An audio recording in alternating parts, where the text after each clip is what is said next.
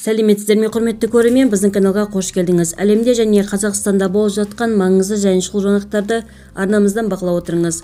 Қостанайда жантүршігерлік жол апатынан 2 адам қаза болды. Тағы 6 адам зардап шекті. Қостанайда жантүршігерлік жол апатынан 2 адам қаза болды. Байғанневс.kz. Қостанай облысында кеше жол апаты болып, салдарынан 2 адам қаза тапты. Тағы 6 адам әртүрлі жарақат алған деп хабарлады Түркістан.kz халық үніне сілтеме жасап. Өңірлік полиция департаментінің порталға берген ақпаратына сәйкес, кеше Алматы-Қостанай-Екатеринбург тас жолында Станционный ауылы маңында Йонг Муссо көлігін басқарған 72 жастағы жүргізушісі КамАЗбен соқтығысқан. Соққыдан Йонг айналып кетіпті, оны Лада Гранта соқты. Соқтығыс салдарынан Йонг жүргізушісі мен жолаушысы оқиға орнында алған жарақатынан қаза тапты делінген хабарламада. Йонг көлігінің тағы 3 жолаушысы ауруханаға жеткізілген. Одан бөлек Лада Гранта жүргізушісі 2 жолаушысы зардап шеккен.